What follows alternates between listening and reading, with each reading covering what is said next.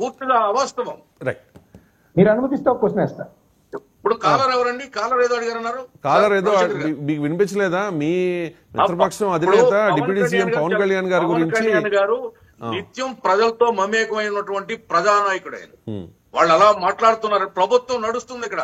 ఏదైతే పవన్ కళ్యాణ్ గారు ఆశయాలు ఉన్నాయో, ఆయన పెట్టినటువంటి పథకాలు ఉన్నాయో అవన్నీ అమలు చేస్తుంది కూటమి ప్రభుత్వం.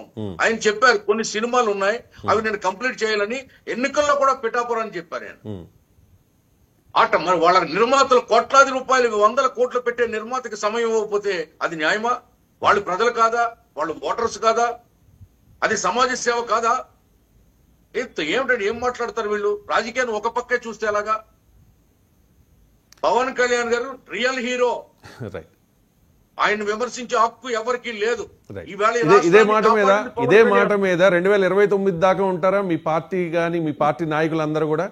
ఒకటే సార్, 2029 పవన్ కళ్యాణ్ గారు చెప్పారు రాబోయే 15 ఏళ్లు కూటమి అధికారంలో ఉంటుంది, వైసీపీని రానివ్వని ఆయనే చెప్పారు.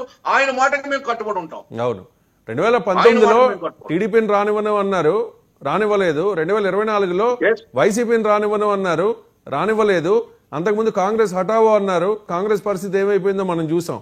కాబట్టి ఆయన అన్నది ప్రతిదీ అవుతుంది మాట. రైట్, కంక్లూడ్ చేద్దాం. ఇంక జూపూడి ప్రభాకర్ గారు మీరే చెప్పాలి.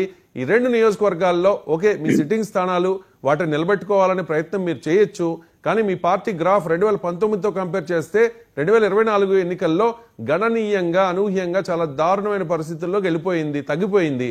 కానీ ఇప్పుడు గెలిచే అవకాశాలు ఎంతవరకు ఉన్నాయి? రవిశంకర్ గారు, politics is not a straight line. Politics it's something like A curve where we have to pass through. ఒకవేళ స్ట్రైట్ లైన్ అనుకొని మనం గొప్పలు చెప్పుకొని పార్టీ గురించి మాట్లాడుకుంటూ వెళ్ళిపోతే చాలా మంది చాలా రకాలుగా మాట్లాడచ్చు. Now what are the real politics going on in Andhra Pradesh అని చూస్తే, ఒక సామాన్యమైన కాలరు మాట్లాడినటువంటి విధానాన్ని దాన్ని మనం అన్నమంతా పట్టుకొని చూడాల్సిన అవసరం లేదు. ఉడికిందా లేదనేది ఒక మెతుకు చాలంటారు. వాళ్ళ సమాధానాలు మనం చెప్పగలిగే స్థితిలో ఉంటే రాజకీయ పార్టీలు నడపచ్చు, లేదా ఏ విధంగానే రాజకీయ పార్టీలు నడపాలనుకున్నా కూడా నడపచ్చు. It is up to them. But now coming to the point, మీరు అడిగినటువంటి ఇక్కడ పులివెందుల్లో జరుగుతున్నటువంటి ప్రతిష్టాత్మకంగా తీసుకున్న 2 పార్టీలు కూడా ఎలక్షన్ లాగానే చేయగలిగితే రిజల్ట్ విల్ బి డిఫరెంట్.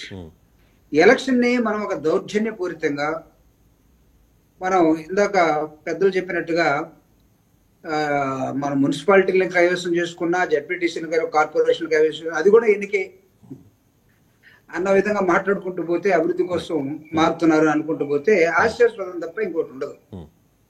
ఇక్కడ జరుగుతున్న దాన్ని ఒక స్ట్రైట్ క్వశ్చన్, అంటే మీ ద్వారా ఈ రాష్ట్ర ప్రజలకు కానీ పొలిటికల్ పార్టీస్ కానీ స్ట్రైట్ క్వశ్చన్, ఎందుకు మీరు ఇంత మీ ధనాన్ని, లేదా మీకున్న అధికారాన్ని, మీ మ్యాన్ పవర్ని, మీకున్నటువంటి హోదాల్ని మొత్తాన్ని ఒక 1 year ఉన్నటువంటి ఒక జడ్పీటీ స్థానం మీద ఎందుకు పెడుతున్నారు? అంటే మీరు చాలా ప్రతిష్టాత్మకంగా తీసుకొని, ఖచ్చితంగా ప్రెస్టీజియస్ గా తీసుకుంది టీడీపీ. అంటే ఇది నా డైలాగ్ కాదండి. అదే నేను స్టార్టింగ్ లో